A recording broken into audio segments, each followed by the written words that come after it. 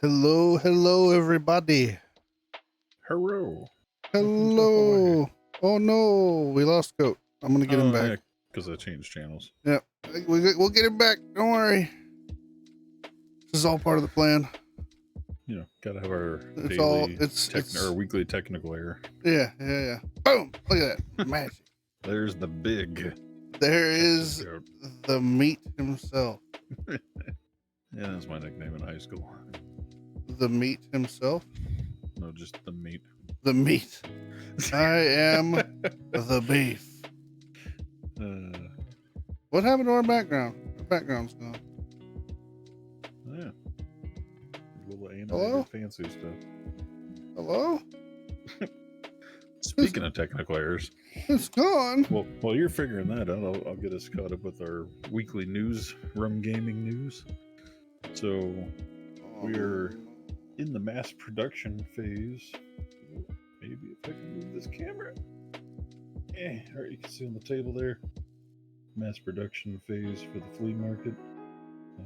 We got like 6 different colored rolls of filament, and I just finished the orange phase. Went through half a roll to print a bunch of orange stuff.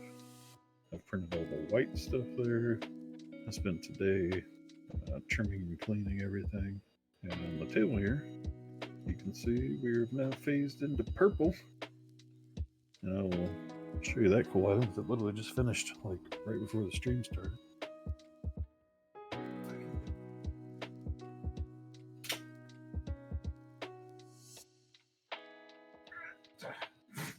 Okay, maybe.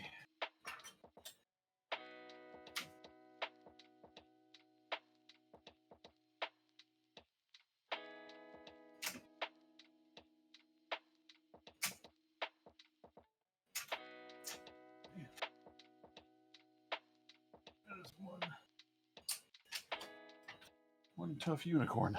God dang. So we got a flexible unicorn. Just a little flexible unicorn. Neat. It's first of the purple filament. And didn't have too many areas, got a few little scuffs here and there, but not bad. You can even see a little bit of the you see a little bit of the orange that was still inside the nozzle. Yeah. Yeah, that's the first of the purple. I make several of these in different colors. I didn't even notice it actually has the little like hair textures on the tail. Oh yeah, look at that. Yeah, so that's first of the purples. Add that to the list. We got a bunch of cookie cutters and these guys that I haven't cleaned up, but more flexible skeletons. They're pretty cool. That's true, yeah, because you're going to it in October, so it'll be good for like Halloween and stuff. That's what I've been mass predict. I got pumpkins and ghosts and cats and oh yeah, witches and all kinds of Halloween stuff, as well as, since it's going to be in Oklahoma, I made a bunch of OSU and OU stuff for the sports fans. Trying to make a bunch of kids stuff. Got some pretty cool things that will pump out, keep showing on our weekly stream as we get closer to the October date. Yeah. But yeah, I think printer's been going nonstop. Just one thing after the other. I was trying to stream a lot of it, but like with 5,000 things going to my computer, it tends to wig out every now and then. It's apparently after 37 hours of streaming the other day, it just said, you know what? I'm done using this camera. And just refused to reconnect to the webcam. I was like, okay, well, I guess we'll just stop the stream. Yeah, like, oh, we're done. That awkward moment. Granted, I was like the only one watching it. It was like middle of the night. So, but yeah, so I'm still gonna be trying to stream it, off and on for people that want to tune in and see what we're pumping out. If you don't want to wait until the talk show for me to tell you about it. Yeah, that's exciting stuff. The dice making is underway and going well. I'm in a point now where I'm comfortable doing like more intricate things, more like tedious and interesting kind of designs. there's a method where you can, you can pour like a little over half of the, resin into the mold, and then you can drop droplets of the alcohol paint that you would normally like mix in to give it color. And if you like blend it like a color with like a white, and then let it cure all the way, it'll create, and then you let it cure all the way. You won't demold it, and then you'll fill up the rest of the dice with like a different color or the same color or whatever you want. I would typically do one that's the same color as like let's say I did clear dice and I wanted it green in the dice. So I do like a drop of green alcohol ink on top in the mold, and then a drop of white over top of that. And then I'd let that cure, and then I'd do like the green at the, the bottom quarter of the dice. Right. And then let that cure. And then when you pull it out, what it looks like mold and like fungus and like bacteria growth on like a petri dish. It's really interesting looking. Here, I can pull up a picture of what I'm talking about on the stream here, so you can. So you haven't actually done one yet? I haven't done one yet, but it's next on my list of little techniques to try. Let me see here if I can find it. Actually, I may have it down.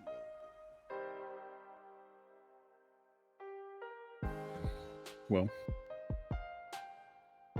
that's pretty much all I got for the RUM-Gaming side. I was going to say, let me tell you more, but here it is. I got it right here.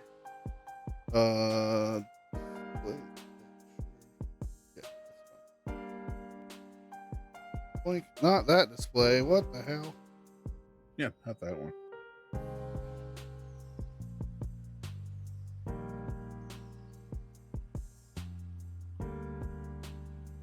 Nobody wants to see us in triplicate.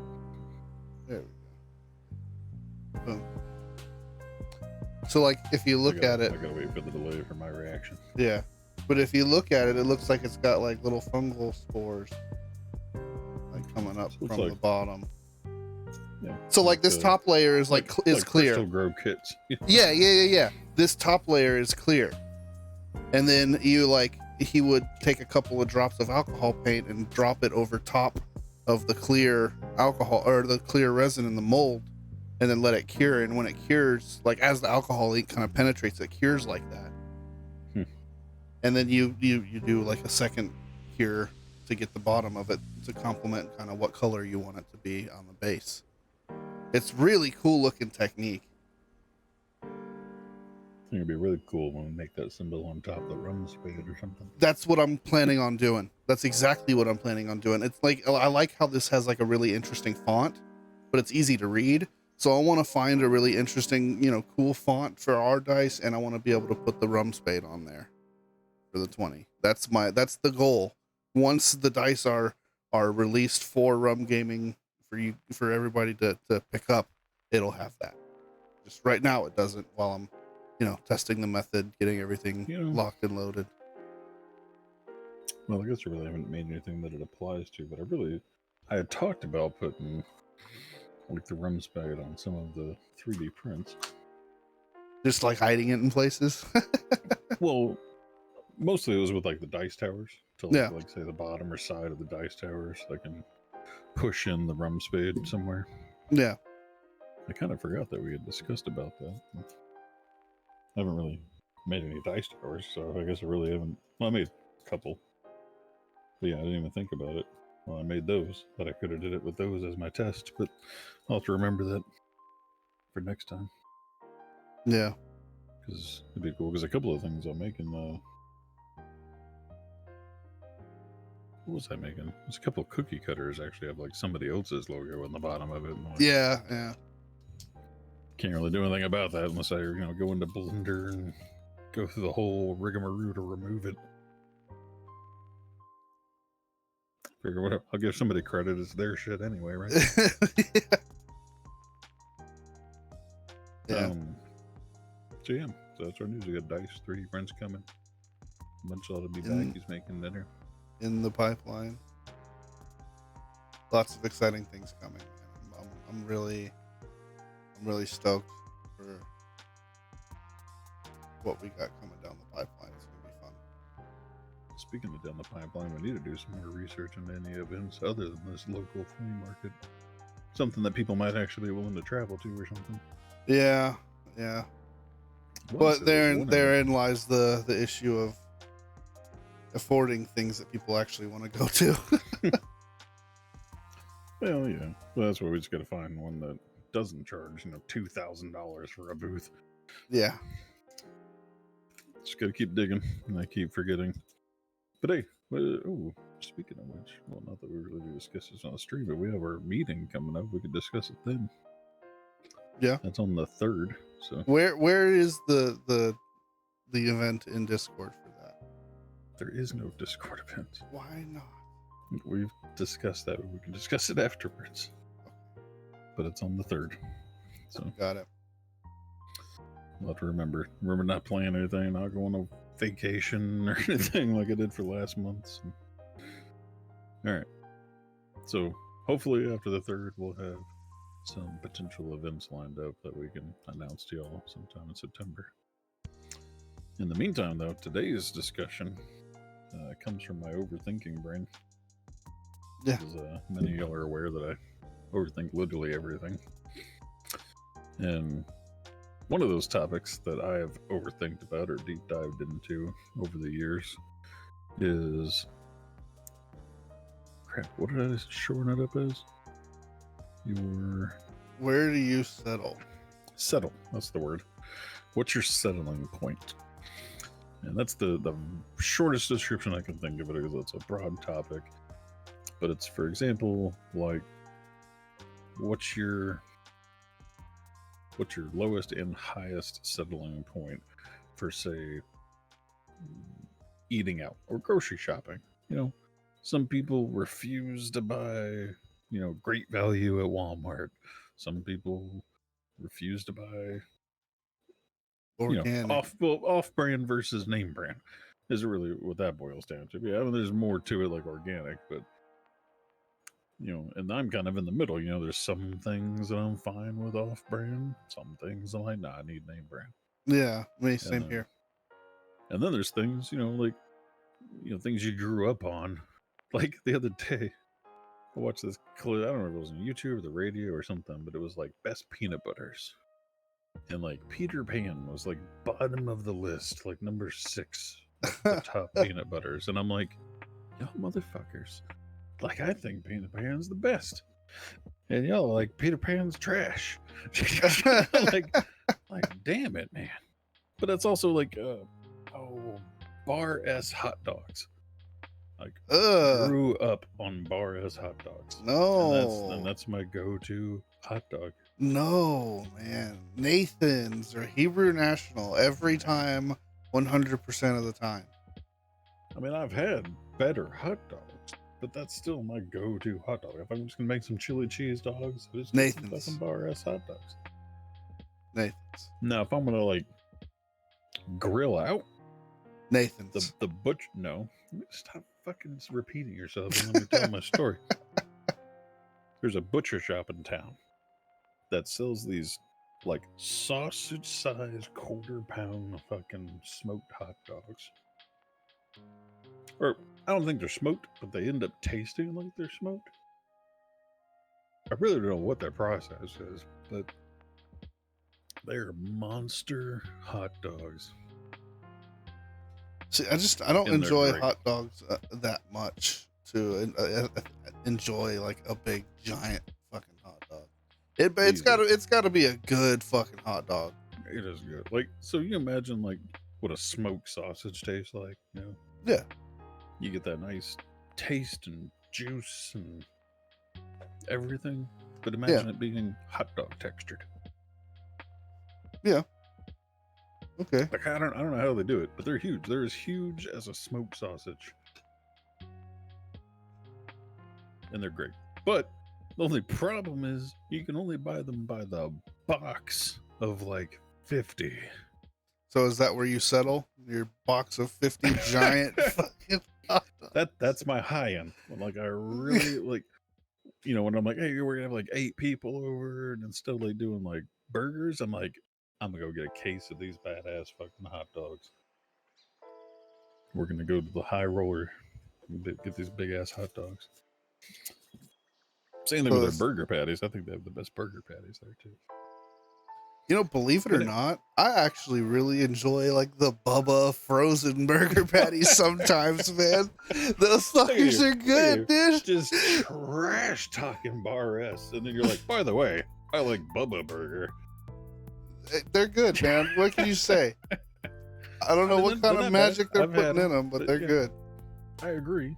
When it comes to frozen burgers, they're clutch. Yeah, frozen burgers, they're the best in my opinion. Am I eating frozen burgers all the fucking time every time I make burgers? No. Well, I am technically, but they're ones from the butcher shop. So. Well, I wish we had a like butcher shop close. Actually, I think we do. I've never been. I need to go to the butcher shop. Well, there you go. Well, anyway, I mean, the whole point is food settling, though. That was just the easy, stem into the conversation. Yeah. Where this usually comes up, and I don't want anybody to think I'm calling them out if I reference my previous employers or anything. But I've seen this over the years. Be it, well, hell, be it even the Army. But, military, Sears, DSR, everywhere I've been, and, places you shop at where, like, you've noticed you've seen the same cashier for 30 years that you've been going to that place. Or like the gas station, like your corner gas station. It's like that guy. And they're not the owner. They're just the dang cashier. They're the guy. They've worked there their entire lives. Yeah. And it's a point of conversation that always kind of fascinates me because I'm not aiming to be a fucking millionaire. It's just, be realistic. I'm just always aiming to make more. If I have a way to make more, I'm going to aim for it. I'm no, I don't know, what do you call it, a go-getter? Yeah. Or, what am I trying to say? I'm not a go-getter. I mean, I am a go-getter. But, you got those people, like in the Army, we had a phrase called 7 and 7. And that was getting to the rank of E7 by the time you were in the military for 7 years. And those people, it's called like fast tracking, fast tracking your way to be an E7 by your 7th year in the military. Yeah, which is incredibly difficult, by the way. It's incredibly difficult. Yeah, like I'm all about getting to the rank of E7, but getting it in 7? Nah, pass. Yeah. And that's kind of the difference in me. I aim for up high. The pace in which I'm getting it there, though, is probably slower than it could be or should be, and definitely slower than others. Yeah. But my goal is always up there. I'm still looking at the top, not at the top of the ladder. We'll say, couple rungs down of the ladder, but still above where I currently am. A realistic distance up the ladder. Yeah, in my current company, I'm not thinking, oh man, one day I aspire to be the CEO. I'm like, nope, that is not going to be me. Like, unless just crazy circumstances happen, that is not me. Yeah, I'm not that guy, pal. Yeah. Now, manager over several other managers, kind of thing, like senior manager, director. Sure. CEO, probably not in my cards. I don't even have it. It's not even on my ladder. Like those 2 steps of my ladder don't exist. I have a step ladder, right? Yeah. Other people have a tree trimming, roofer's ladder. Yeah. I got the ladder to change the light bulb in the living room, right? But it's still a ladder. Hey, I'm that's still all you aiming need to climb that ladder. But my height, and that's kind of the question of where you settle, is how tall is your ladder? And that's probably the best analogy there, is everybody's ladder height appears to be different. And, at least in my day, like school and parents, they're like, oh, you can be anything, you can be the president. Like, No. man, fuck that shit. No. You grew up like Sorry. telling your kids, and you were told as a kid that like everybody's ladder's 1,000 steps tall, and it's like, no. For one, No. some people's ladders are only 3 steps, and that's all it's ever going to be, no matter how much they want it to be taller. Yep. Others, like mine, I feel like I have a 6-step ladder, and I'm working my way up there. Other people think they have a 20-step ladder, but they're never going to get higher than 6. Yeah. So, and that's always been an interesting thing that runs through my mind is, where is the tallest step on your ladder and why? Because, like we said, with the gas station attendant, or for instance, like at Sears, right? I worked at Sears Auto Center, and when I first started there was 2 people that were the people up front that like took your order. So like, what are you here for? Made your work order, told you to go sit down, check you out when it's done. And they had both, one had been there 20 years and one had been there 30 years. That's fucking insane. And I'm like, the pay cap for this job, even after that many years, there probably isn't more than $20 an hour. Yeah. If you're lucky. Like, but to some people, $20 an hour is good money, Well, I know. And again, that's what I said. It just depends on, that's where the why comes in. Why is your ladder stop right there? And the same thing, like at DSR, I've seen people that are just a regular tech, been there for 20, 30 years, never been a team lead, supervisor, or anything, and they don't seem to have any aspiration to be one. They just want to clock in, do their tech job, clock out. And again, DSR, not a high pay cap. But you see other people, just constantly looking for the next best thing. They won't stay with the job for longer than a year because they're like, nope, I need, this job offers me 50 cents more, I'm going there. And they're there for a year. And this job wants to give me $1 more, I'm going there. And they're constantly changing because their goal is 20 steps on that ladder. And well, in that example, more like 100-step ladder that only gets you the same 20 steps mine does. Yeah. But when you're changing that often, then there's the people that are in that constant chase mode. Yeah. And then there's the slow and steady like me that I'm like, I'll ride this out, play it out, make sure there's no room for advancement here, and then I'll work towards something else.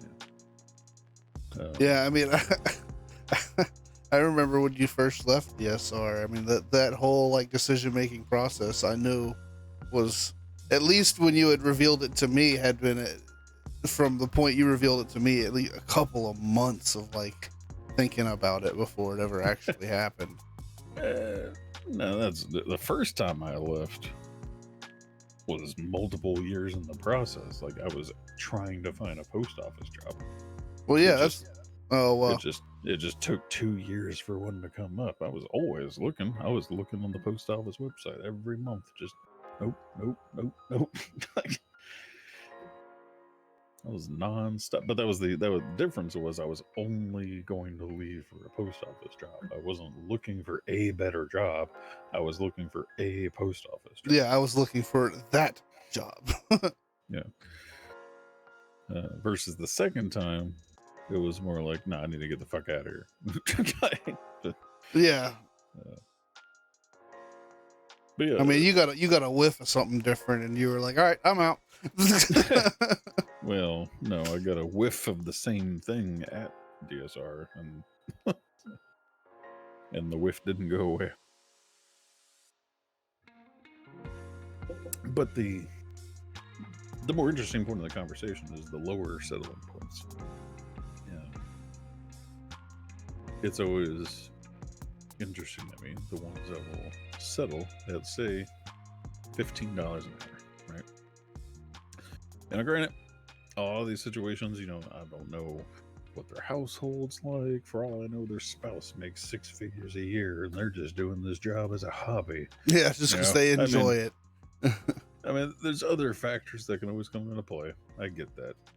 But I have seen some where they don't come into play.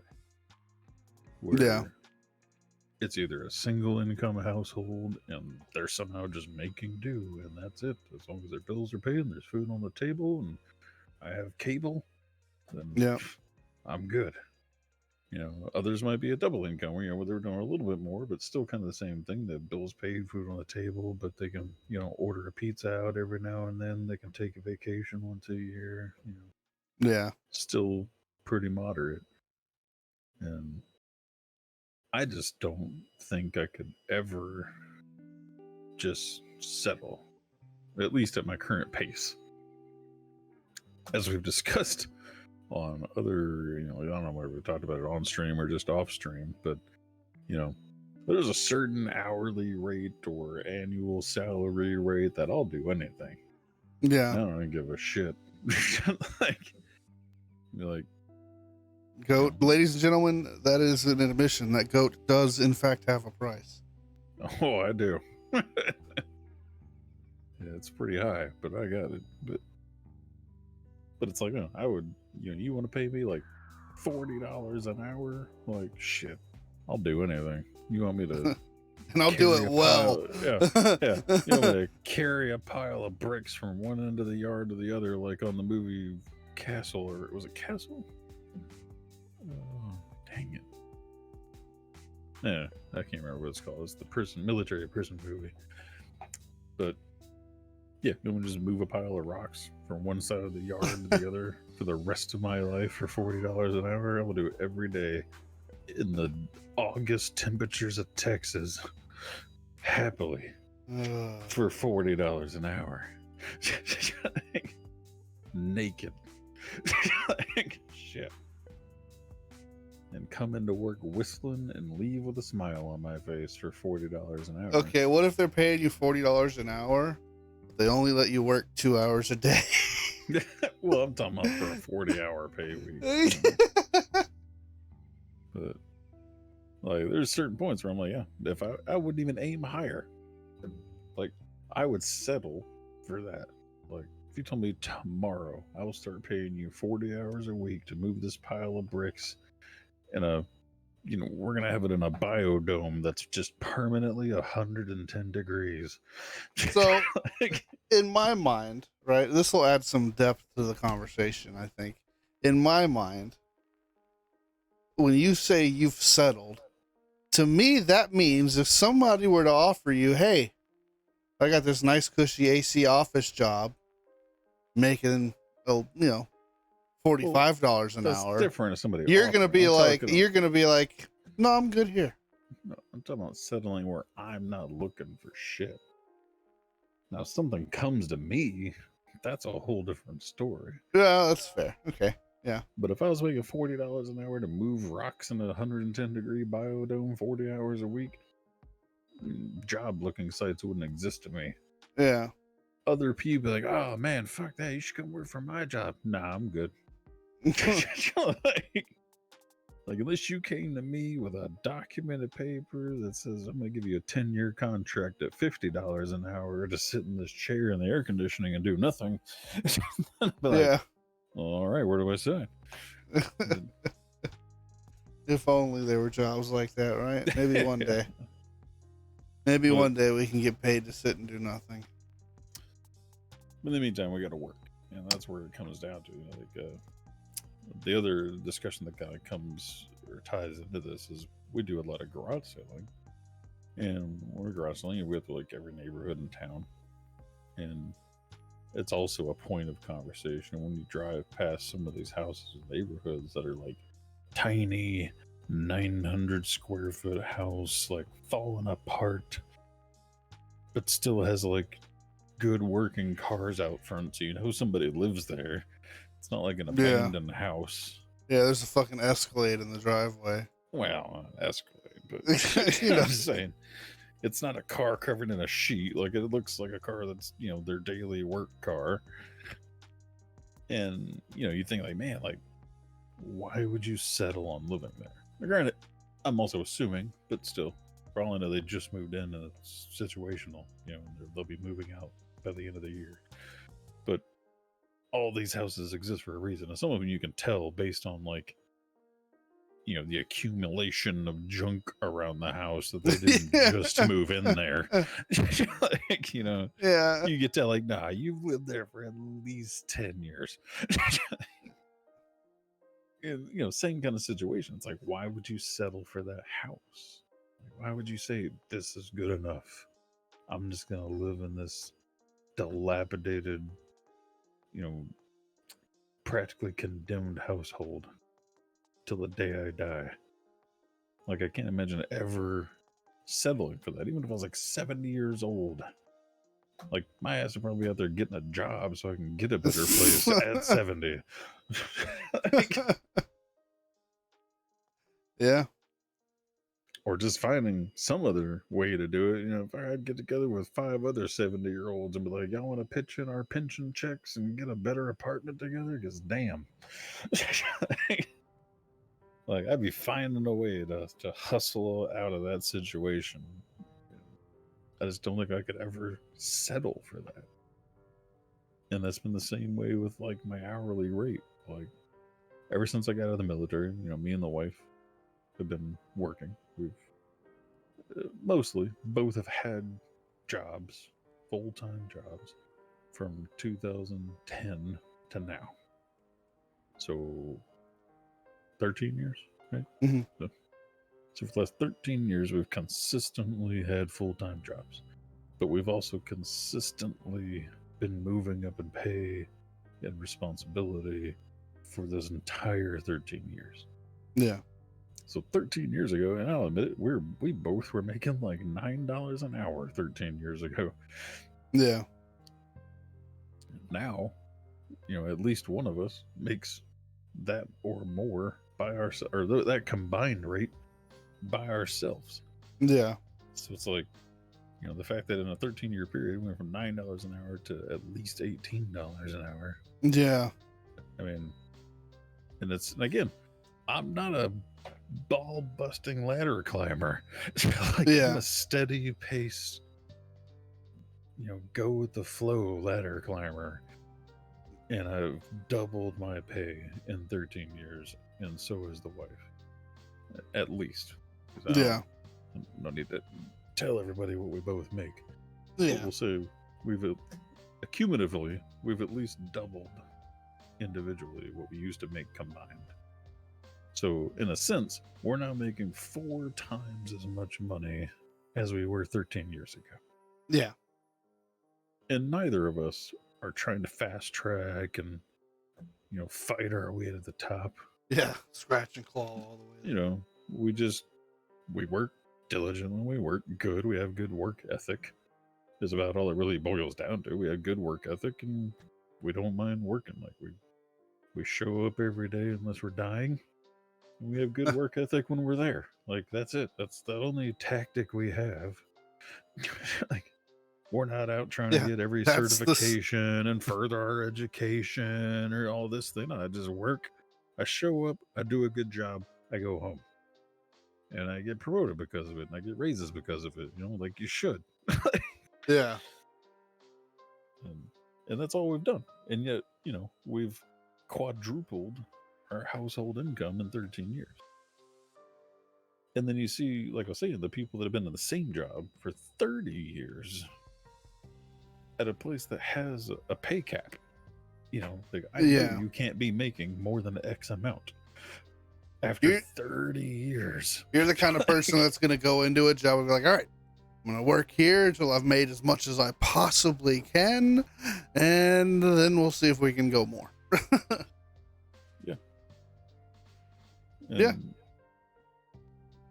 That's always fascinating. And we constantly have a discussion, you know, like I said, you know, we see the 30-year veteran at DSR, or, you know, we go to the same restaurant in town for the last 13 years and you see the same waitress there.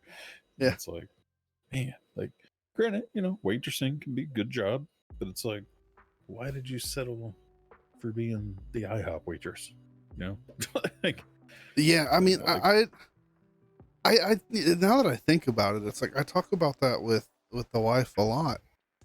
Well, I don't talk about it with her a lot because it's kind of sensitive with her, but I think about it a lot. Like, she's been working at this doctor's office for like 7+ years or something like that, and she loves it. She loves working there. She doesn't have any plans of leaving, and that's great. You know, they treat her really well. She makes good money. You know, but it's like, in the back of my mind, I'm always thinking, it's like, so that's, you're just cool with that. Like, you don't want to like go to a hospital and like, you know, start, you know, learning to do more things and, you know, advance the career and like make like fucking crazy money. She's really not interested in that. She's, you know, she's happy where she is because, you know, she feels cared for and she feels welcomed, you know, yeah. and it's like, as much as I understand that too, you know, I get that, but it's always just something that I think about a lot, and it's interesting. See, it's funny that you're like, I never. Because I could never see myself being but that you way. have It's been like, thinking about it. yeah, it's like I can never see myself being that way. It's like, and I think that's another reason why I haven't really held on to very many jobs for more than like a year or so, because like I get antsy, you know. I mean, on one hand, I do get it. Like, I do get the comfortability. Because that's probably, like I said, I never thought I would be a DSR for as long as I was, but it was comfortable. I knew the job. I was familiar with it. I was good at it. You know, I was putting food on the table, paying the bills, doing extra things. You know, I'm not making 6 figures a year, but it was good enough to, you know, do all the things we want to do and then some. But, you know, there's also better things out there. You know? And it might have been different, like in your situation or her situation. You know, like you said, they treat her well. She likes them. They like her. You know, it's like a nice little happy family. Yeah. DSR is like showing up to prison. So, bunch of other salty motherfuckers that just don't want to fucking be there. Yeah, like as much as I liked the work and the pay was okay, the quality of life there though was terrible. So, so I could see the difference. Like again, if the quality of life would have been better there, I might have just stuck around. Like I might have actually settled there. Yeah, I mean, I think I could say that about my previous job too. Like, it was a really cool job. I loved what I do. I loved the people I worked with, but yeah, I mean, there were just aspects of it. You're like, I think I found my home. Yeah, but it's just the more I worked there and the more responsibility and took on, the more of that ladder that I climbed for myself, it just became more unexpected, more inconsistent, more labor intensive, more of everything, to the point where it's just like, okay, it's not worth it for, you know, my compensation anymore. Yeah. You know? And it was like pulling teeth to even get to that discussion sometimes, you know? Yeah. And it's like, now, you know, I'm in a new place. I'm getting paid more to do more consistent work. Not necessarily less. I mean, the amount of work to me it's subjectable, in my opinion. Well, I always look at it as a mental drain capacity. Yeah. Yeah. Like, do I leave feeling drained mentally, or do I leave still having a charge left? Yeah. And if I leave still having a charge left, then that's a positive work environment. Yeah, I wouldn't necessarily say that it's less work. I would just say that it is different work. It is a different kind of work. My man, like a DSR, but the volume itself has significantly decreased. And it's like, even here, like I was talking about, the mental drain is, it's a lot right now, but the reason is temporary. It's a lot of mental drain because I'm trying to learn something completely new that I don't really have a whole lot of experience in. once I've learned that, the mental drain will go down. Yeah, Like, I mean, but that's the thing though, is it's going to go down. yeah. Like, I mean, that's the kind of same situation I'm in. Like, yeah, it's mentally draining as shit right now because I'm learning. Yeah. But once I have it down, like, Yeah. I can already tell just in the weeks that I've been there that that mental drain is getting lesser and lesser. Yeah, you start building muscle week. memory over like actual thinking, you know?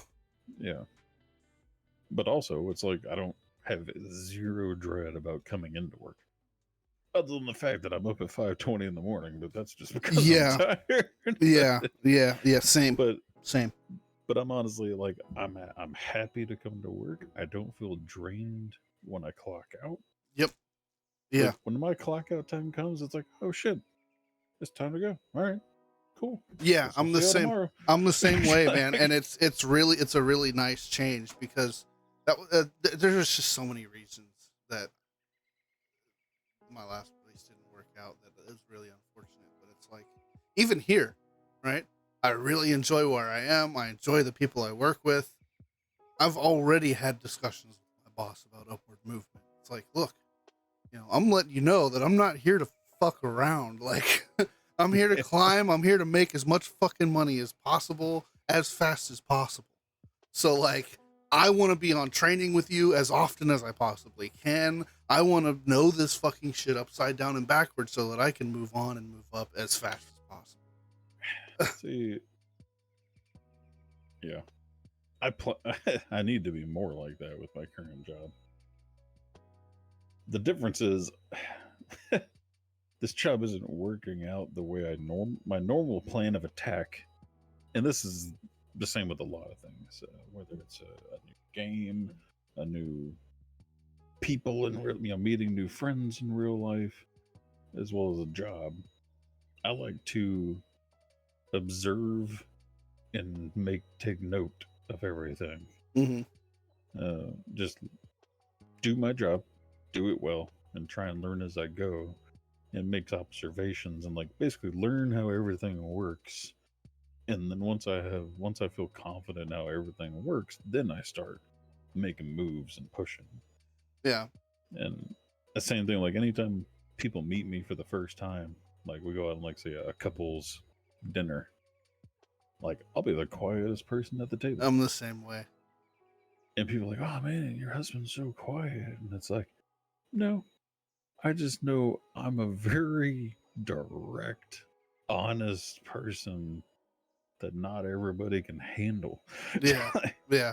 So I shut the fuck up and I listen and I take note to what I think you can handle, and then I adjust my personality to what you can handle.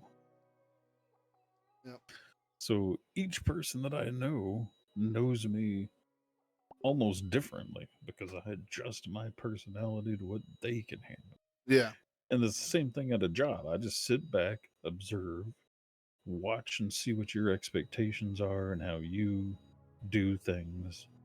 And then I'm like, okay, so this is what you like, this is what you dislike, these are your goals, this is what you don't want to see, and then I say, okay, well, here, and then I step in and say, all right, I've noticed all these things. Here's where I think I can help with that. Yeah. I try and cater my skills and what I bring to the table to what I observe the company or my management needs are. Yeah. And then push that way.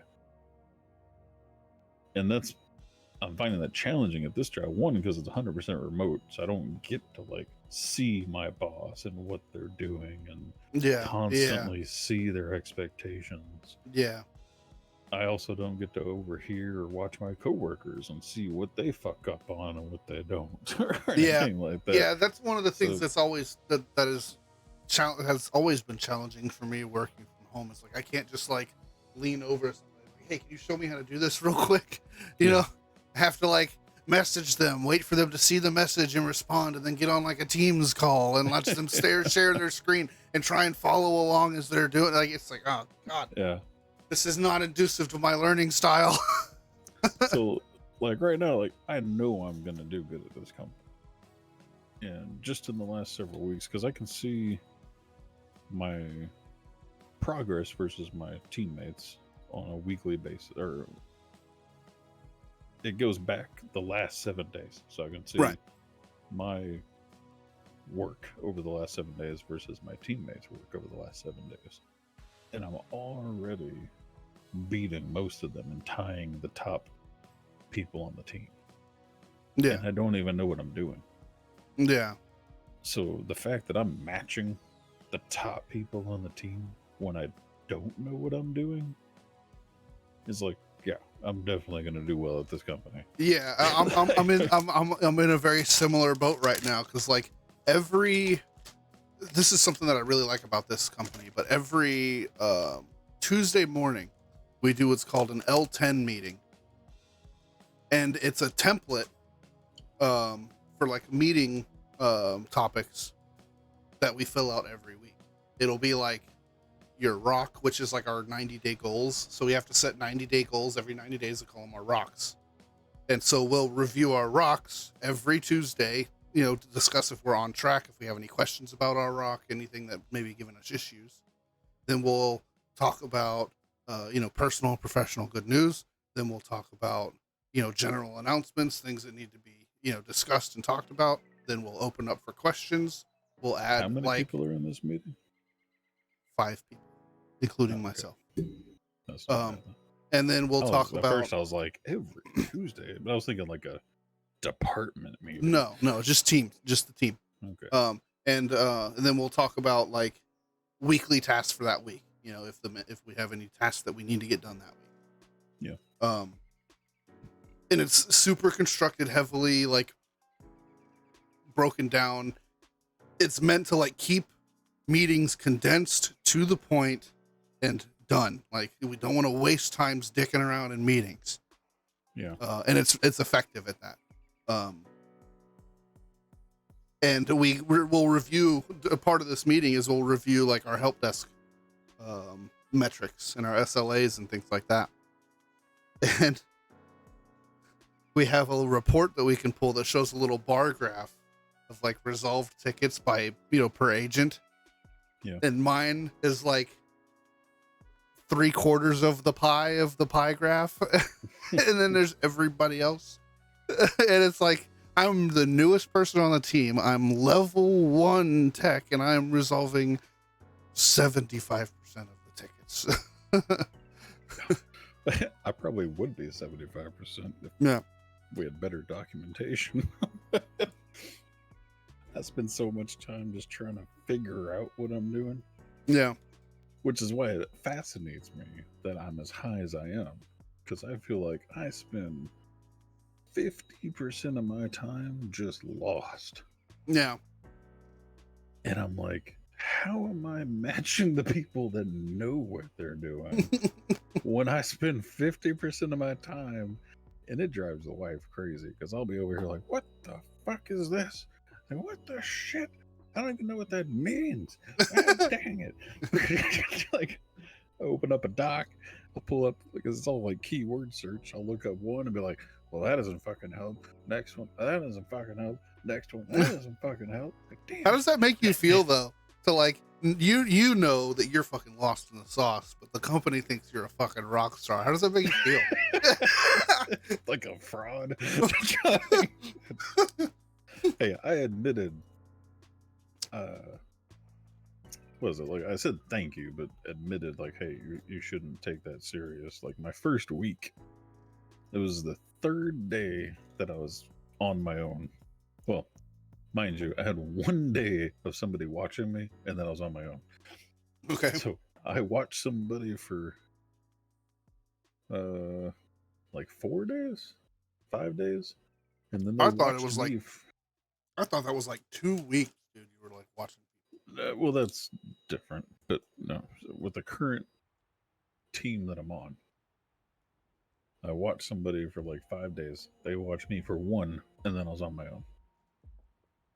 Okay. And like my 3rd day on my own, there was a massive outage of like tons of places being affected by the same problem. And that's where I thrive from DSR. When there's 500 places across the nation, like hurricane comes through town kind of stuff, Yeah. natural disaster triage is where I thrive. And so when it came in, all you got to do is open a ticket and pump in, hey, like when I can see 20 tickets in the queue and I can look at the keywords on those tickets and be like, oh, they're reporting this problem. That's part of that outage. Boom, open that ticket, paste the information about the outage, save the ticket, go to the next one. And I can just boom, boom, boom, boom, boom, boom, boom, just plow through those kinds of things. Like I can just go into autopilot mode and knock it out. Yeah. So I did that, but apparently nobody else was doing it like that. So by the end of the week, I had like 50% more resolved than anybody else on the team. And my boss was like, oh man, like you're doing such a good job. And I was like, well, kind of. It's like all I did was just, copy paste really fast. Yeah. It's not like I actually did work. But thanks. But at least they noticed. So that's a change of pace. And somebody actually does pay attention to that stuff. Yeah. I mean, it's nice to be recognized because, like, I came into this position with experience that I don't think they were expecting.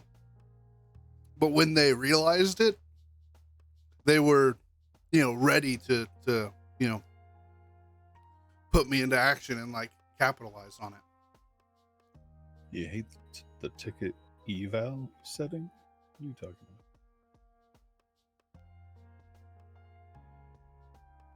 about? Yeah, I'm interested too.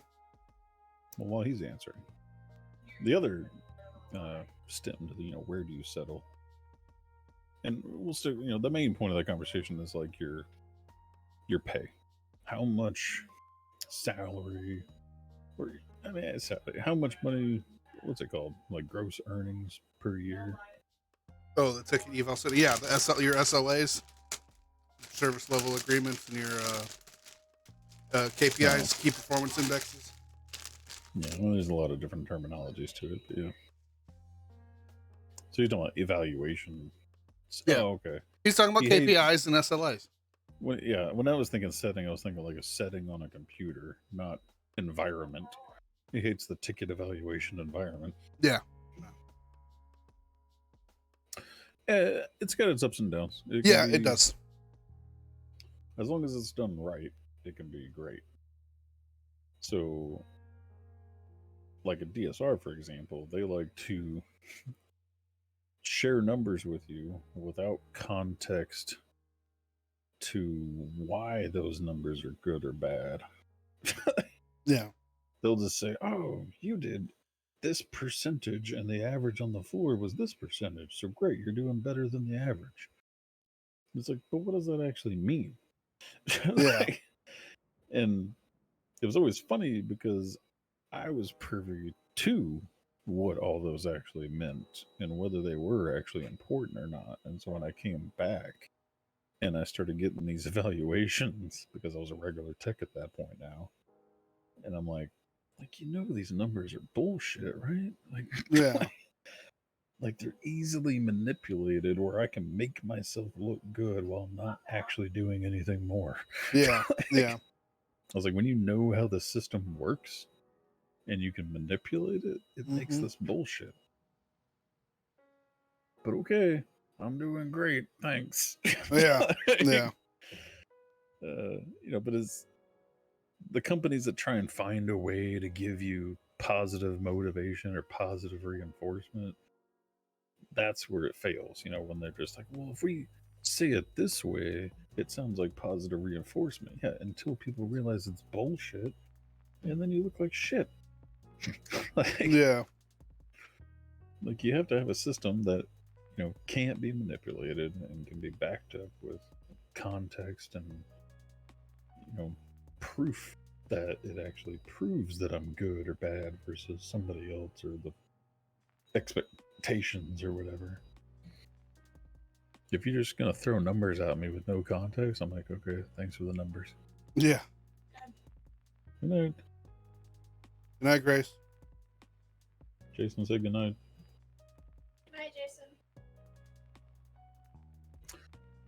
Did you notice the shirt she's wearing? It's the meat stick shirt.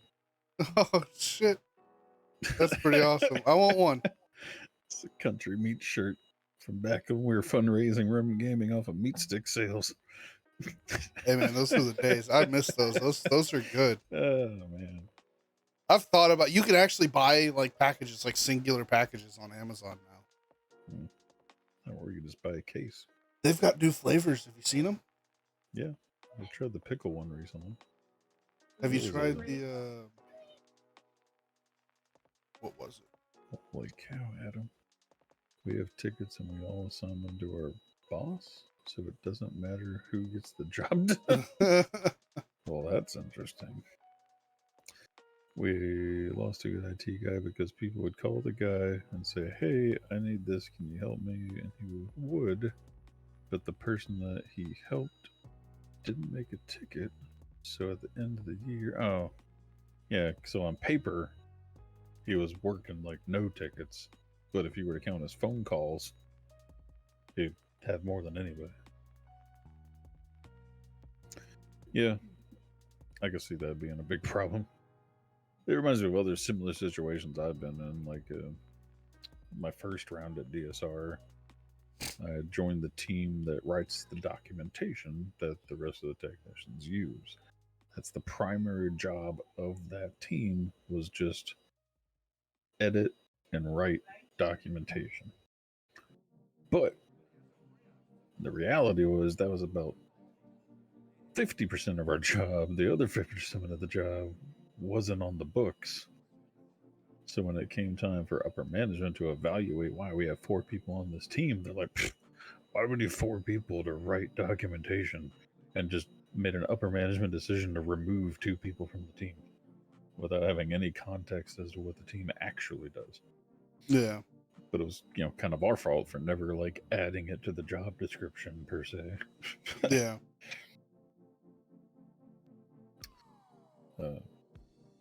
But anyway, to lean back on the topic is, trying to understand why people settle for less and where the top of your ladder is.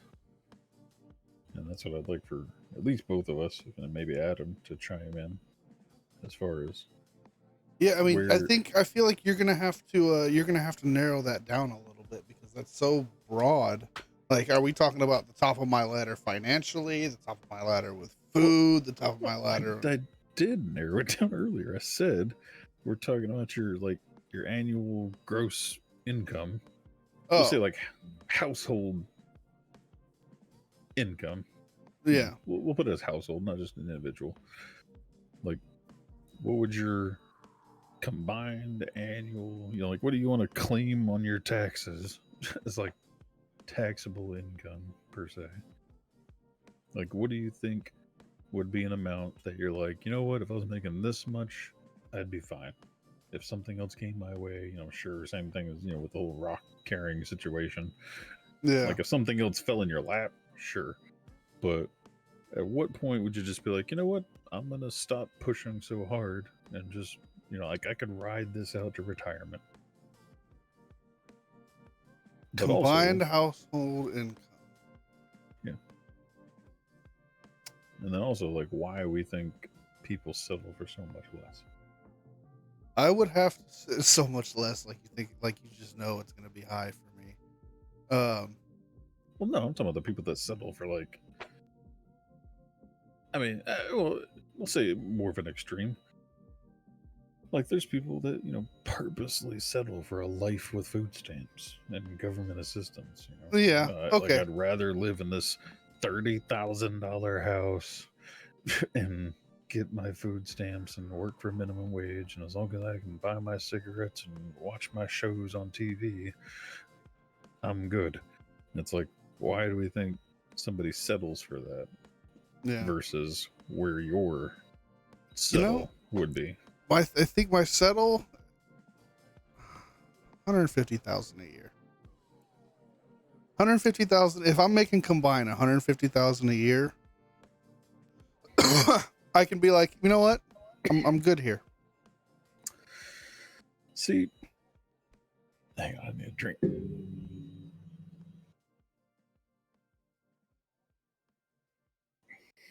Ate a peanut butter cup, and it was like the little piece of peanut like stuck in my throat. Oh, got your ass. Mine used to be like 100,000, 150,000. And granted, I know Adam is going to have a different opinion because he lives up in high dollar Alaska area. But for us down here in Texas and Oklahoma is even cheaper. 100,000, 150,000 get you a long way. Yeah. And I used to say 100,000, but man, the rate of inflation and cost of living over the last, just say 5 years is so crazy and doesn't really show any signs of stopping that I don't know. I don't think I mean, what used to be 100,000 would easily have to be 150 now. My answer was assuming that there is no inflation or anything like that. That's just in a fantasy world. If there's no inflation, my settle point would be 150. Well, we're not talking about a fantasy world. We're talking about real life, like to account for inflation. I'm not talking about general inflation. I'm talking about the right now situation. Based on right now, if you had to pick a number and like stand to it, what would it be? I still think it'd probably be about 150,000. I think maybe more on the edge of maybe 150 to 200. Well, that's kind of what my initial thought was. I think because 200 is more realistic. I want to be in a place financially where I have, number one, no debt. Yeah.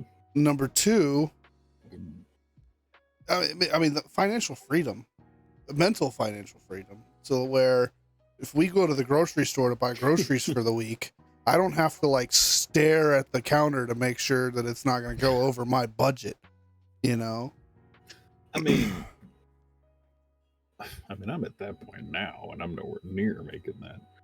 That's just called smart budgeting. Yeah, I mean, but it's not something that I want to have to like budget out. It's like I want there to just be money there. Well, when it comes to groceries, I'm already there. I just go and buy whatever we want to buy.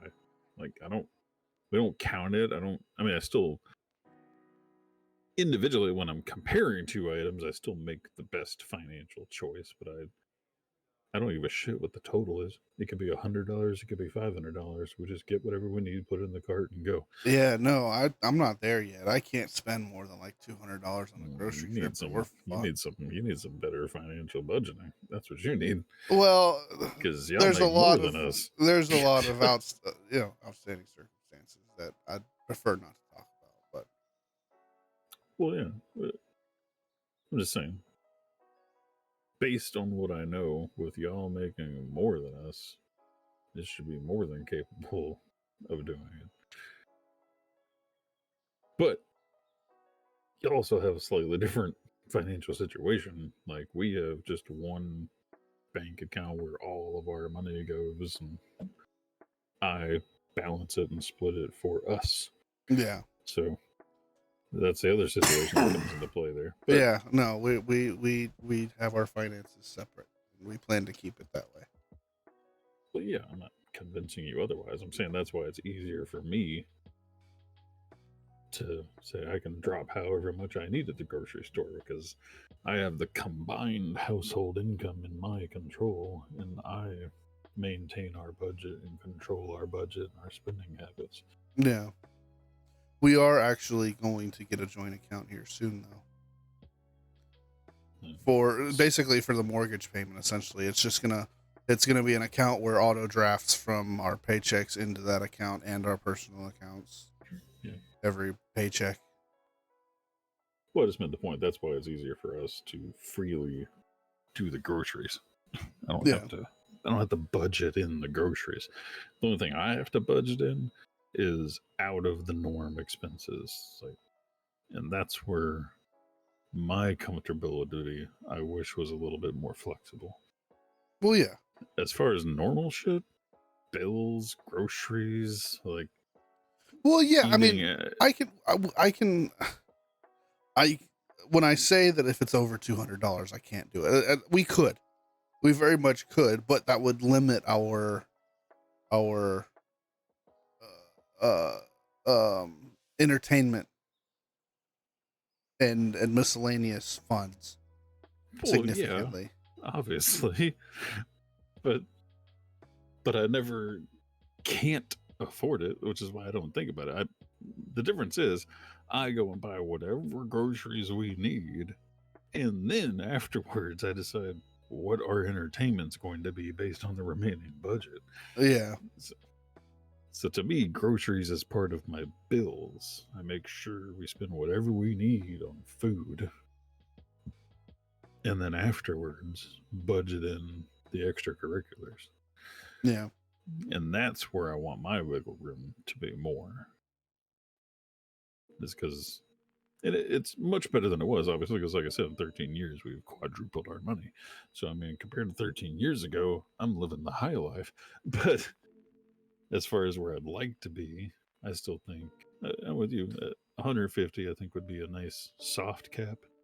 yeah, But I think 200 would be a more comfortable, realistic cap to yeah, accommodate for slight inflation, especially with how the last 5 years has looked for inflation. yeah, 100%. I think 200, I would feel stress free. 150, Yeah, I feel like I'd still have to do some minor budgeting. yeah, agreed. And that's just taking everything into account, being a homeowner and a parent and pets and things like that. And, one day you're buying a washer and dryer, next day you're getting a roof replaced, next day you're getting this, Yeah. Oh, you know get, what? That's. I'm glad you mentioned that because that's actually some news that I want to bring up. We've officially started our house hunt. I have I think you meant news that I didn't know. I have my VA certificate of eligibility in hand, looking for lenders, and we're going this weekend to a new neighborhood where we're going to check out some model homes and maybe talk about getting a house built. So I'd love to have a whole stream just discussing finances because me and Adam have talked about it a lot over the years because they do a form of split finances like y'all. And you do split finances. I've known other people to do it, as well as several people like me that have it combined. And it's another like deep dive I've done on my own or discussing it with the wife. Where we've tried to think like whether we could really make it work splitting the funds, and it seems unrealistic to us. Yeah. But we also see the appeal of certain avenues. I think that'd be a good stream discussion, just talking about financing and budgeting and comparing cost of living to like here and there and Alaska. Yeah. Be a good solid 90-minute stream right there. Yeah. But write it on the notepad. Write it down. Yeah. So going back, so we both agree about 150, 200,000. Yeah. Adam, or Mudslide, you want to chime in with yours while we discuss why we think people settle for so much lower? I mean, the way that I see it is like everybody's different, right? There are some things that people just enjoy. There are some things that people just don't need. I know for a fact that I've met people that they don't need a TV. They don't need a nice cell phone. They don't need a computer. They just, they need to have their books to read and they need to have a calm, quiet, comfortable place to read them. And that's all they want to do, See, I mean, to me, the points you just brought up don't line up. Where it's like, yeah, I'm definitely not the person that's like swapping out my phone every year. I swap my phone if I can make it work about every 5 years is how long I can average a phone. And that's usually just how long before it starts giving out on me. Well, yeah. Not because I decided I want something new. But the thing is, it's like, I'll give you a perfect example, right? My father-in-law. He doesn't have a computer. He doesn't have a laptop. He has like an iPod that he gets, or an iPad that he had from work, but he never used it except for work. And he doesn't have a desire for a laptop, doesn't have a desire for a computer, nothing like that. He doesn't play games. He doesn't really like, Yeah, but that's just and it's like in your that. hobbies. Yeah, but that blows my mind. Like, how could anyone, anywhere, ever, like, even, it doesn't matter what your hobbies are, not have a desire for a computer? You know? And there's nothing, there's absolutely nothing wrong with that, right? I'm not certainly not saying that as like something derogatory. There's absolutely nothing wrong with that, but it's just something that I wouldn't be able to wrap my head around. I can, because of phones nowadays. Now, if you were using like a fucking flip phone and said you don't need a computer, I know people like that too. Well, I'd call bullshit. You're just choosing not to. Almost feel like you're trying to make a point of some kind.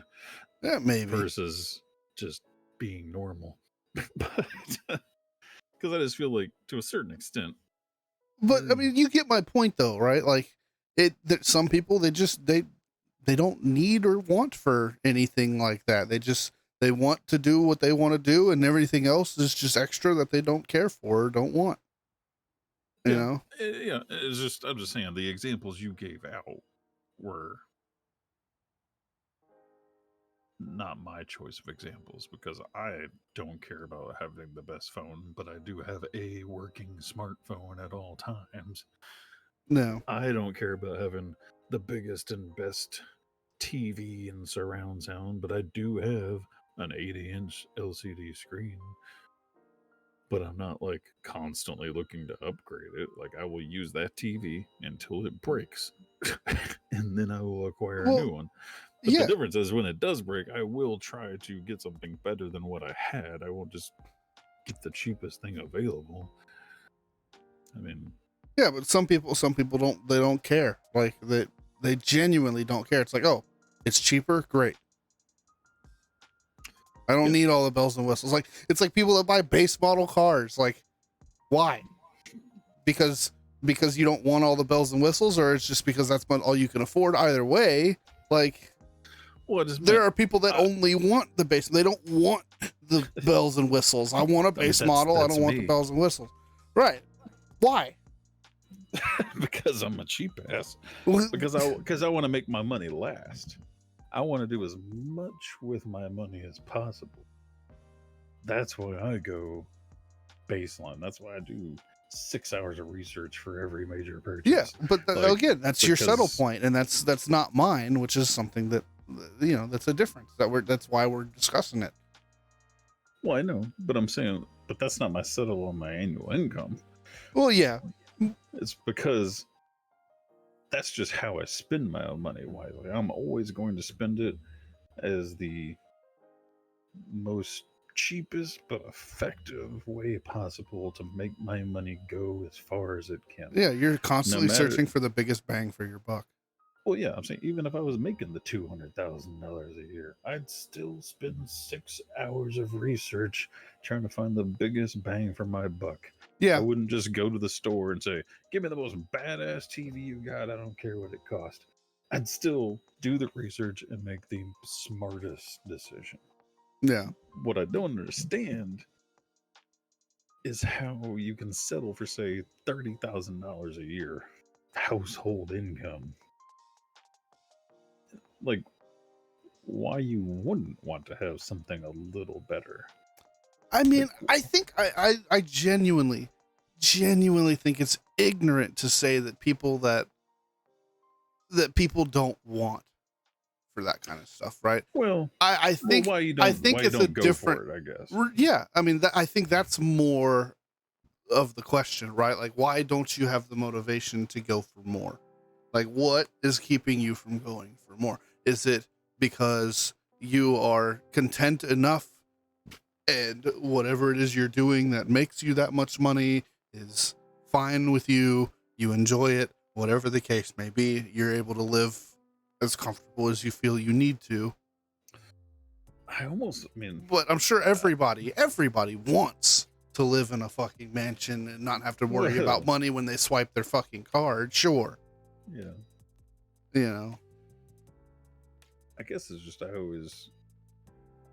when I said like I deep dive into it and I think of every possibility. I think, okay, there's gonna be situations where you just don't have the mental aptitude, the capability.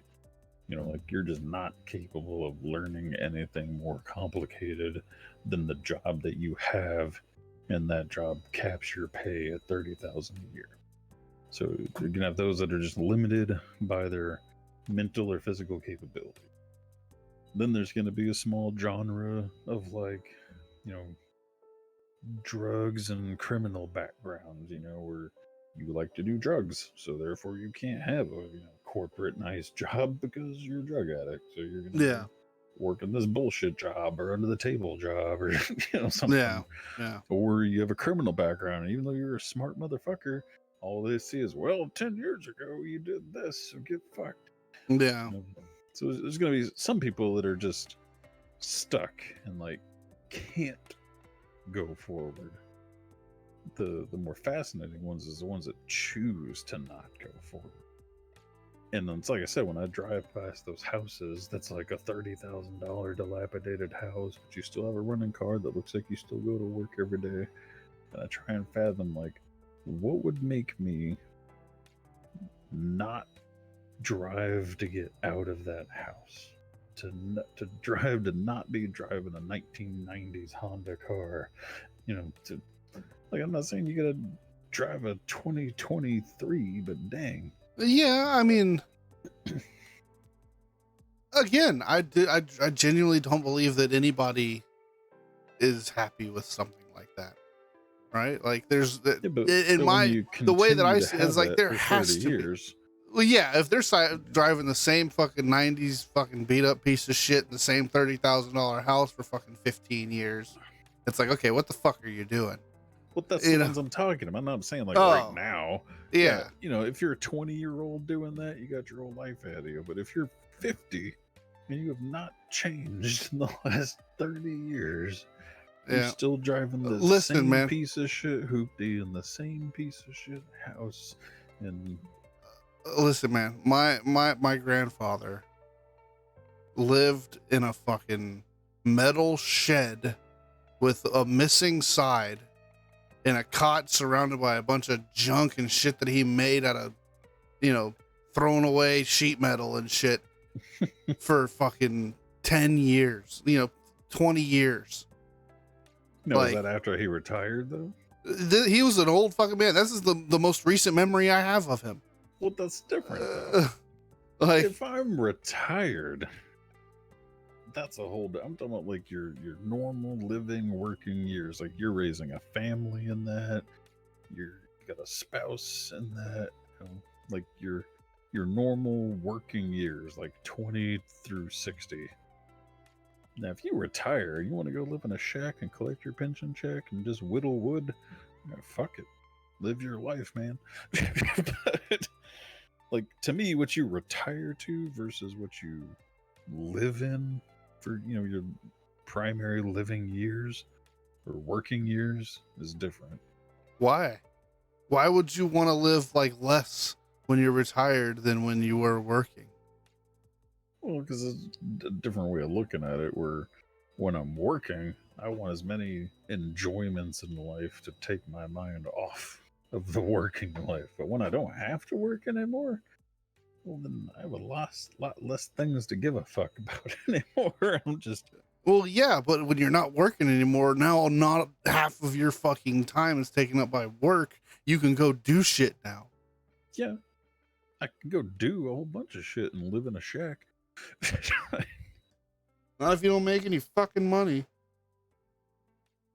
Well, I'm saying, but if I did enough, like I'm saying, if I aspired for those 30 years to constantly make more and more and more and more, that way when I do retire, I can sell my house, sell my car, sell all my nice things, live in a shack, and just go do shit. Yeah, but this shack wasn't insulated. It didn't have AC. Like, it was a fucking metal lean-to, essentially. Yeah. With like piled from like fucking dirt floor to ceiling and junk. Like, you should see the before and after pictures of the property before we cleared it. Look at this After he motherfucker. died. This guy making six figures asking if we have a financial advisor. Y'all have a finance? No. Sir. You have to be making X amount of money before you can afford things like a financial advisor. I almost hired an accountant a couple years, I remember year you or talking two about ago. that. Yeah. When I was doing my When independent contracting. Yeah. I almost hired an accountant. The guy would never return my phone calls. I would have hired him if he'd return my phone calls. I still never wrapped my head around why you thought you needed one back then. But Because I didn't want to fuck anything up on the tax end of things because my income wasn't taxed. So I had to figure that out. And then I'd have to do actual deductions because I was an independent contractor based on my work expenses. And I didn't know how to do any of that shit myself. So I was going to hire somebody to walk me through it and do it for me or teach me how to do it so I wouldn't have to fucking go through them. well, yeah, you'd think it would just be something to teach you, like pay somebody to set it up and then you just do Yeah. it every year. Yeah.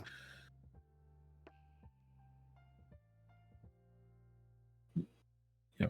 But you have to make, well, all right. See, you make enough extra money that a financial advisor can help you with that. When you're making enough money to pay your bills and have a little bit of fun, there's no point in a financial advisor. Yeah. You can afford a fucking camper, like 2-car, like what does your whole household combined have? Like 2-car payments, a camper, a boat, 4-wheelers. Like you have like more loan payments than I could pay with my entire salary. That's I'm just saying, yeah, your financial advisor can tell you, hey, if you just didn't have all these fucking toys, you could make a lot better investments. Mine's gonna say, if you stop eating McDonald's so much, you could save $100 a month. Yeah.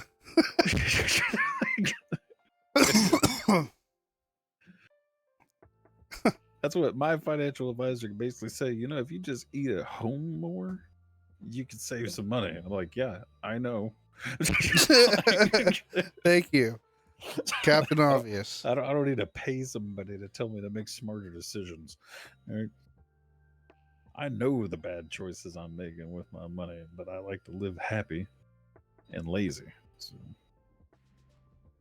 now, here in the near future, potentially might, like also USA has like free financial advisors, so I don't even need to pay for one. If I needed one, I could just get one for free.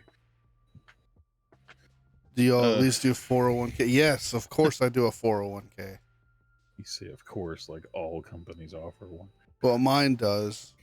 DSR didn't and doesn't still. So I have a 401k now for the first time in my life. Because the post office does like the military, they have the thrift savings plan. Yeah. Which is kind of like a 401k. Yeah, kinda. So I had the thrift savings plan in the military, and then I cashed that all out. How do I cash that out? I don't even know. I probably still fucking have it. Yeah, I don't know how I did it, 15 years ago. Just had to Google it. There's a way you just like fill out a form and they mail you a check. But no, I don't do any IRAs. I don't have any extra money for that kind of shit, man. I have the 401k now because of I'm with a company that offers it and matches it. So me and Crystal both have a 401k now, but I mean, I'm turning 40 this year and just now starting a 401k. No, my plan's to work till I die. That's my plan.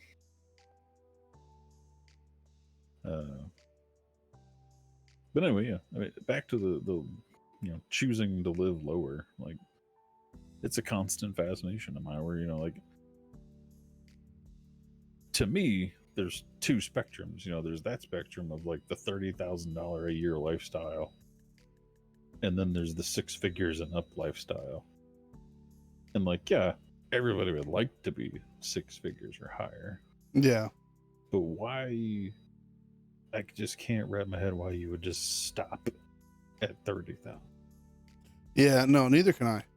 Like, I could see, you know, I mean, I don't know, at the very least, I'm like, sure, you know, maybe you move up to 40, 50, 60, maybe you stop yourself short, you know, you stop at say 70,000 or something.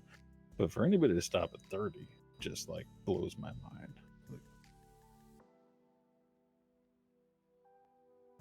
just for simple things in life where it's like, man, like I just want to have a good mattress to sleep on. I want to have a good I want to have a car that I don't have to worry about breaking down every day. Yeah. You know, I want to eat something more than spaghetti and banquet complete meals 3 times a week. You know, like shit.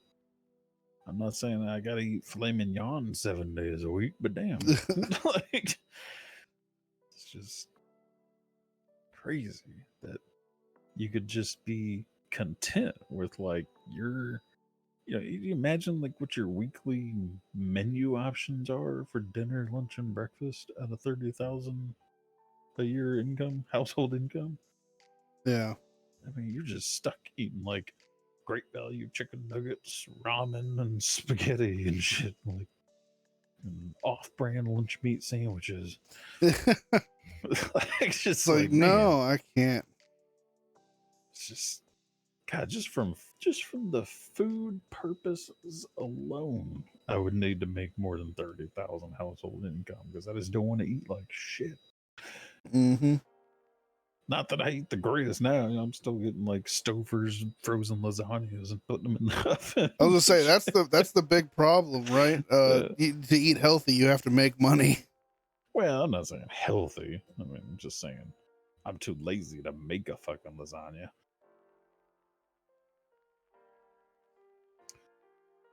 But yeah, I mean, just from the food perspective alone, I would need to make more money. Like that would be my motivator right there. I don't want to eat like this my entire life, so I'm gonna try and make more money. Yeah.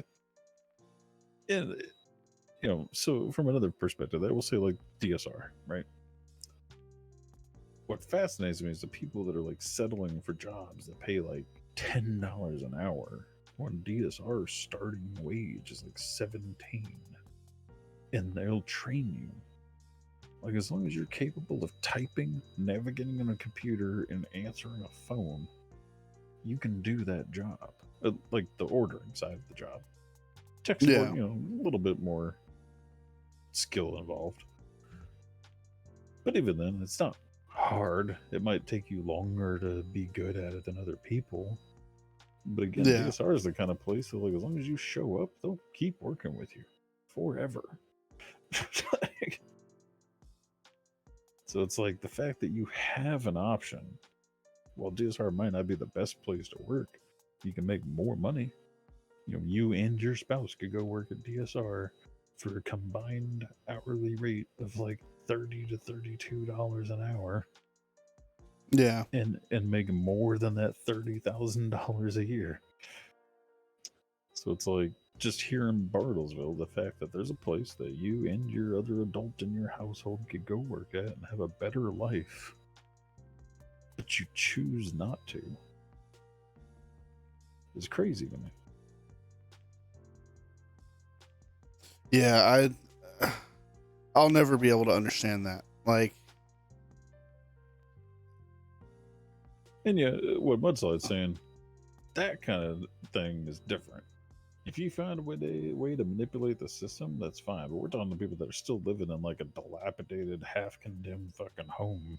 yeah. Where it's like, man, like if you're manipulating the system, you know, and still only making $30,000 a year, but you at least have a nice car, nice house, like you're eating good food because you got $1,000 in food stamps. I mean, you're getting the what's it called, the breaks on your housing. Like you can get like there's like low income government housing you can get, that is still better than some of these houses I see in some of these neighborhoods. Yeah. I mean, yeah, there's ways to manipulate the system, and you know you're only making $30,000 a year, but also you have free groceries, free internet, free cell phones. You only have to pay half the mortgage I do. Yeah. like, Yeah. like, yeah, you're basically living the same life I am, but only have to work half as much. So yeah, there's ways to make it happen, and if you're doing that, then that's almost the same as working harder. Yeah. If you're finding a way to make the system work for you to where you can still live a good life, then great. But the ones that like don't manipulate the system and don't aim higher and just settle for the bottom, it's like, why? Like, I would almost like want to like find a way for us to interview somebody that's in that situation and just be like, why? Yeah, I mean, that would be definitely interesting. I'd love to do that too. But I don't. I have a feeling the answer is not going to be what we think. I figure it's just going to be very basic. They're just going to be like because I'm happy with what I have. like we're talking about like the TV thing. Somebody's like, I got a little 30-inch TV. I can watch my shows. That's all I need. Yeah. You're like, okay. I mean, you're not wrong. Yeah, I mean, there's nothing wrong with that. There's nothing, bad about that either. Like, some people just want it, Yeah.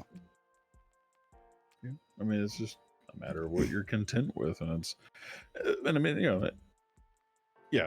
I mean, I would never do the interview because I know I'm not going to get the answer I want. Because I want to be like, I want somebody to give me a dumb answer I can help them with. But it's I'm just going to be like, no, I'm just happy, and you're like, oh, all right.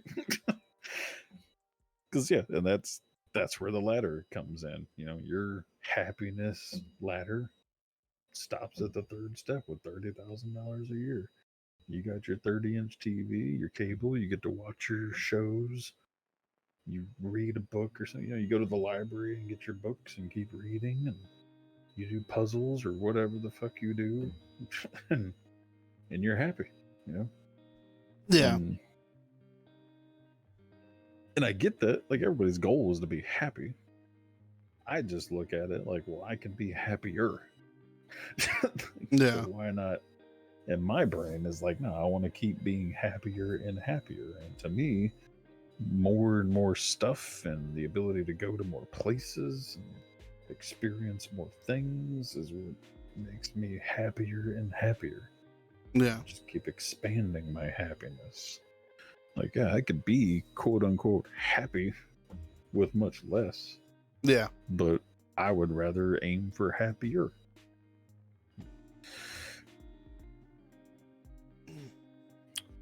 But yeah, so we're at the end of the time. Yeah. And I was kind of rambling there. But... No, I mean, that was it's definitely a really profound topic. I'm excited to like think about it more. Maybe we'll do another episode and narrow down on like another specific settlement topic. Well, then like Adam's like in the same boat. Like I look at it kind of the same way. As like the more money I make, it's not like I'm saving more.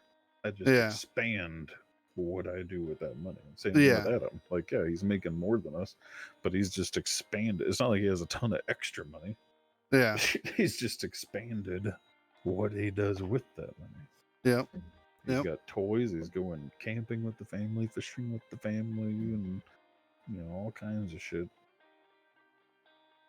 He's maximizing his happiness with the family because he has a bigger budget to do so. And that's my other motivation. I want to keep ranting, but yeah, my kid is the biggest motivation for me to keep doing and making more so that I can keep giving her the opportunity to be happier and happier and experience more and more. And I kind of look like, that's what my mom did for me. She started off at the bottom as a waitress and kept busting her ass and working her way up so I could do more and more. Yeah. And I just kept it going. I just started higher than my mom did. But not to knock anything she did. But Yeah. No, I mean I'm making the most money I've ever made in my life right now. And it feels good. Yeah, it's definitely nice to be comfortable, or not comfortable. I mean, yeah, comfortable, but like compared to like before, where you had to like budget everything, where you had to like sit down with every paycheck and be like, okay, I got this bill, this bill, this bill. This one I'm gonna have to wait till this day. This one I'm gonna have to wait till that day. Like, definitely glad I don't have to do that anymore. I just pay my bills and move on. My only concern with my money now is what am I going to do with the leftover this time? Not how am I going to, or not can I pay all the bills this month? Yeah, right. It's just how much am I going to have left over to play with? Yeah. And that's definitely nice. And it's definitely been great, like getting to this point as Grace became a teenager, because it allows us to give her, any and all opportunities. Yeah. Like the years that we were struggling, she doesn't even remember.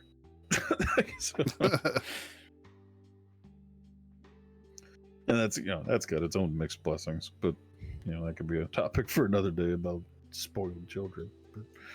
But yeah. So, anything else to add to the topic? Because I'll just keep ranting if nobody stops me. No, I think that's gonna do it. I hope everybody enjoyed this episode. I hope everybody enjoys the rest of their week. Make sure you tune in on Sunday for the next stream. No. Tomorrow for the next stream.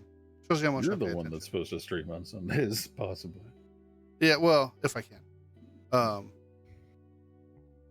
Yeah, I'm trying to stream Eve more for those interested, because I actually, I don't think I told you, I got not really a promotion in the guild. I'm just one. Yeah, I saw you got a new role. Yeah, nerd herder. Yeah. Well, that's on Discord, but yeah.